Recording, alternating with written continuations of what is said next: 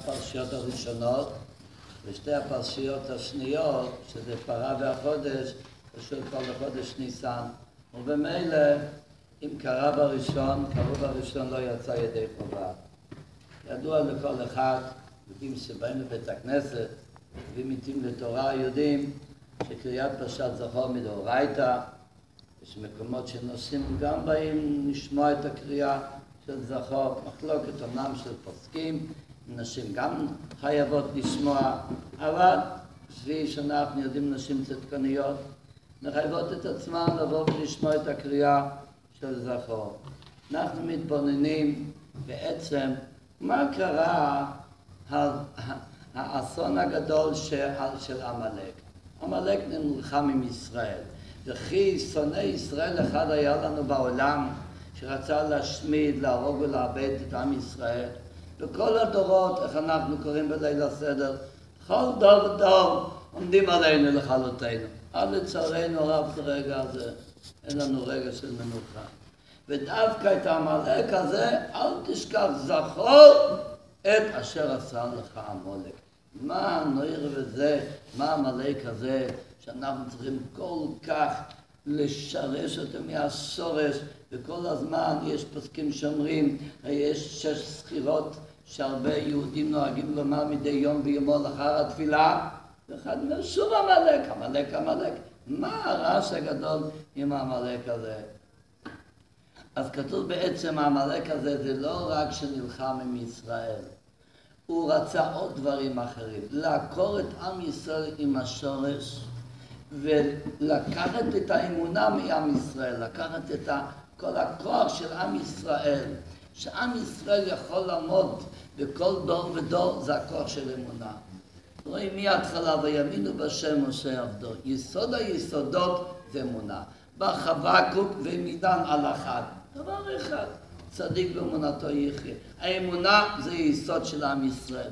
ועם אמונה, אבל שם טוב אמר, יכול אדם לעבור אפילו נהר גדול על חוט דק ולא ייפול. זה תלוי כמה אדם משקיע באמונה. צדיקים פרשו נסעת ונסעת באמונה. זו שאלה הראשונה ששואלים במסיפתא דרגיע. מה זה? האם העסק שלך היה באמונה? אם אין לי עסק, זה דבר ראשון ששואלים. צדיקים נסעת ונסעת באמונה, הכוונה, האם בעניין של אמונה, האם עסקת בזה כמו בביזנס? האם השקעת כוחות? האם השקעת לעניין של האמונה? שזה לא יהיה סתם דברים, כמו שאנחנו יודעים, יש דברים שהם, נכון, אני יהודי, כמו שיש אנשים, אני יהודי בלב, וכל מיני דברים. זאת אומרת, כן, אני יהודי, אבל מה השקעת? מה השקעת ומה עשית בכדי באמת שהאמונה שלך תהיה תקועה בתוך הלב שלך, שאתה תעמוד בפני ניסיונות, אתה תאמר אני יהודי ויש לי מסירות נפש על עניין של אמונה. זה נקרא, כתוב, רש"י אומר בתהילים, להגיד בבוקר חסדך. בוקר, שזה אור, כל אחד טוב לו, מרוויח יפה, פרנסה בבית, שלום בית, ילדים, נכדים, בריא ושלם, איזה גרויסה מציע טוב לא ידס לשם, לא חסר לי כלום. זה לא חוכמה. ואמונתך בלילות, כשבבחינת לילה, כשזה חושך, וגם אז להתחזק באמונה, ולהיות חזק ונסחזק באמונה, זה דבר גדול וזה מסירות נפש, זה כבר לא הולך בקלי קלות. ויבוא עמלק וילחם עם ישראל ברפידים, כשאנחנו היינו בדרך, אנחנו לבד לא היינו מספיק חזקים, אנחנו עדיין עוד לא קיבלנו את התורה, בא כבר עמלק כזה ברפידים, והכניס רפיון, אשר תלכו בדרך, עוד לבד לא היינו מספיק חזקים, הוא רצה לקחת את האמונה, את הדת מעם ישראל, את היסוד שהיינו קשורים, והיינו אדוקים באברהם, יצחק ויעקב, וזה עמלק רצה לקחת, רצה להוציא אותנו מהשורש, שלא נהיה מחוברים לאבותינו הקדושים. איך כתוב בתלמוד אליהו? חייב אדם לומר, מתי יגיעו מעשיי למעשי אבותיי אברהם, יצחק ויעקב? מה זה יגיעו? אומר שמחה בוני מפשיסחא זכר צדיק לברכה, יביאו איזה נגיעה, שיהיה לנו קשר. אנחנו רואים, אפשר להעביר חשמל אלפי קילומטרים, אבל צריך להיות בסיס. עם הבסיס הזה, כשיש בסיס, כשיש תחנת חשמל, אפשר להעביר אלפי חד ושלום, והרוח חזקה ומנתק, אין חשמל, אין אור, אין כלום. וזה המולק מה שרצה, לכן זוכר, העיסה שחוסר לך המולק, תזכור טוב כל הזמן, זה צריך להיות. היו רשעים, היו שונאי ישראל, אחד רצה נפש, אחד רצה את הגוף, אבל את האמונה לקח את עם ישראל. הוא היה הראשון שנלחם נגד האמונה של עם ישראל, להוציא אותנו מהכוחות שלנו.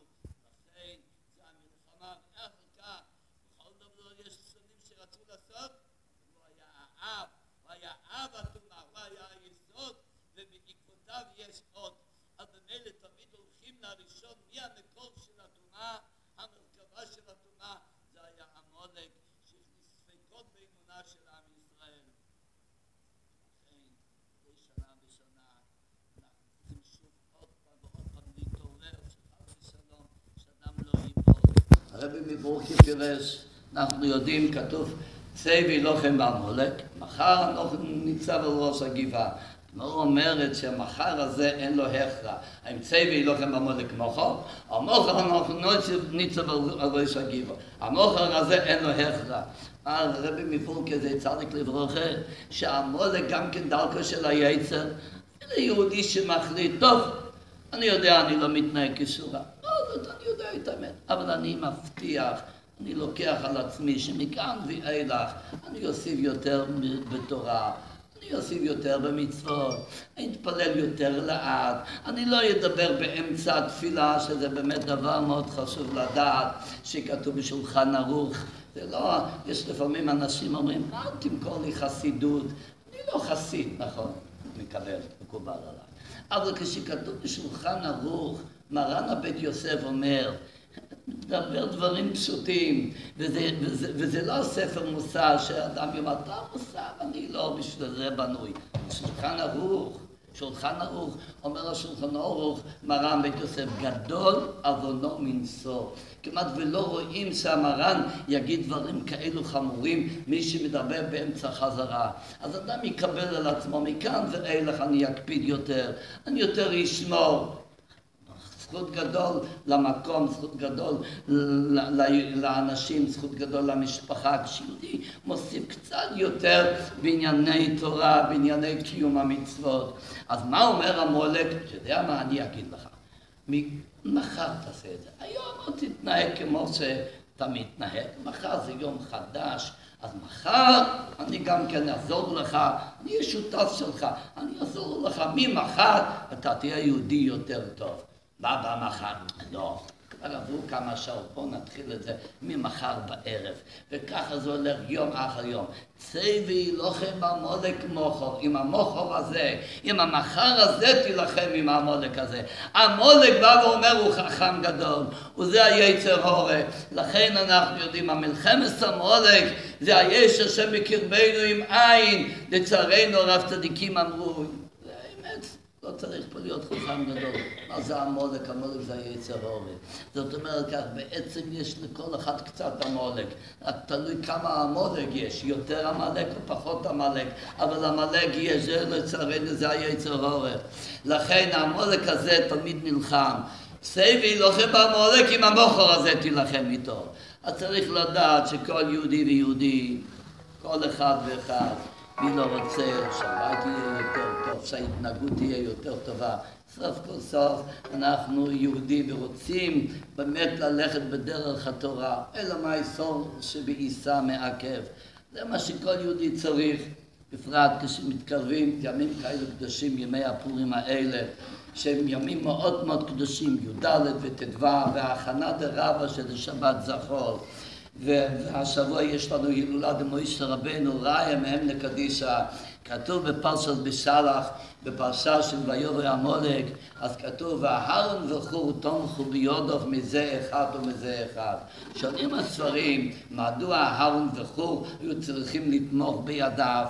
אנחנו יודעים, מידה של אהרן הכהן היה אוהב שלום, רודף שלום, תמיד שלום, שלום, שלום, נכון? זו מידה מאוד מאוד נכונה. אבל לפעמים עם שלום לבד, אדם יכול גם ליפול. מידת החסד זה טוב מאוד, אבל עם חסד אפשר להגיע לדברים לא טובים גם כן. גבורה זה גם כן לא טוב. אדם שהוא קפדן עד הסוף, אי אפשר להיות במחיצתו. בא יעקב אבינו ומיזק את המידות של גבורה עם חסד, ועשה מזה מידת התפארת.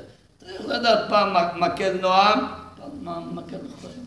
לכן מוישה רבנו ראה אם הם נקדישה, גם היה צריך את ההרוין, מידת שלום, אוהב שלום, אבל גם את מידת חור. אנחנו רואים שחור כשבאו אליו שיעשה את העגל הוא נלחם, ובאמת הם הרגו אותו, והיה לו מסירות נפש, הוא היה גם לוחם. אז רואים, שני הדברים אלו צריכים להיות אצל המנהיג. מוישה ראה אם הם נקדישה, משתמש עם מידת אהרן הכהן, שלא אוהב שלום ורודף שלום, ומצד שני גם את מידת חור, גם את זה וגם את זה על תנח ידך. על כל פנים אדם צריך לדעת, לפעמים צריך מידת החסד, ולפעמים צריך באמת מידת הגבורה, צריך לדעת להשתמש, לפעמים אדם צריך רואה דבר לא טוב, אז צריך למחות, אי אפשר להעלים עין מדברים שאדם רואה שזה מנוגד לשמירת התורה, כי אנחנו יהודים מאמינים ובני מאמינים. שברוך הוא יחוז וירחם, שאנחנו עכשיו בצער גדול בארצנו הקדושה שסובלים קשה מאוד, מדי יום ביומו שומעים כאלו דברים שתסומר שר ישראל, שבעצם אין מנוחה, אין רגע של מנוחה.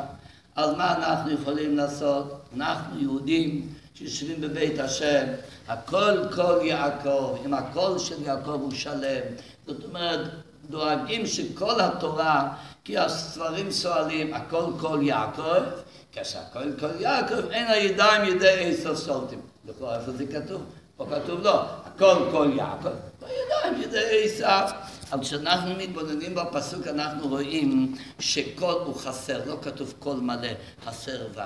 אם הקול הוא חסר, אם אין שלמות בתורה, אז הידיים ידי עשו. ולהרחיב את הנושא, הכל קול יעקב, להקפיד שיש שיעורים כסדרה, שיהודים, ברוך השם, צריכים כבר לשבת בבית השם, צריכים כבר בפנסיה, אפשר יותר ללימוד התורה, יותר להשתפר ויותר להתעלות. אז ברוך הוא נותן את השנים של מתנה לאדם, אז צריך באמת לקחת את זה בזרועות פתוחות, לא אומר את זה לכם, ברוך השם, יש פה שיעורים, אני אומר את זה באופן כללי, שאדם צריך לדעת יותר להוסיף בלימוד התורה הקדושה. כשיהודי לומד תורה יותר מזה כבר לא צריך, אז זה כבר מחוסן, הדעות הן דעות חזקות, והיסוד של עם ישראל זה תורה הקדושה. זכרי תורת משה עבדי. כאור חיים הקדוש אומר דברים נוראים, דברים אור חיים הקדוש היה קדוש וטהור, אז הוא אומר שמשה רבינו הוא צריך להיות גואל האחרון, הוא אומר דברים נוראים. משה רבינו לא רוצה לגאול עם של בטלנים מן התורה, כך אומר אור חיים הקדוש, זכר צדיק וקדוש לברכה, שהוא קדוש ונערץ על כל עם ישראל. כל פנים מה שאנחנו יכולים להוסיף יותר בשמירת התורה, קיום המצוות, בזכות זה שאנחנו עכשיו מתקרבים להילולת משה רבינו, ימים לקדישה, נולדה משה רבינו, ישמח משה שעבד נאמן קראתו, היה עבד נאמן של עם ישראל, התפשטוסא דמשה בכל דור ודור. משה רבינו עומד ומתפלל לפני הקדוש ברוך הוא על עם ישראל. משה רבינו היה רועה נאמן, רועה צאן, כי לא ייטש השם עמו ונחלתו לא יעזור. על ודאי משה רבינו עומד והוא עושה את שלו, ואנחנו פה נעשה את מה שאנחנו צריכים לעשות, ועל ידי זה נזכה שלא יישמע שוט ושבר בגבולנו, שיהיה לנו מנוחה ושלווה עד שנזכה כבר בקרוב שהקדוש ברוך הוא יחוז וירחב ונזכה לגאולת עולם, שיהיה פורים שמח, וימי החודש הזה וימי הפורים האלו לא יעברו מתוך היהודים, שמחו גאולה לגאולה, שנזכה כבר לגאולת עולם במהרה בימינו.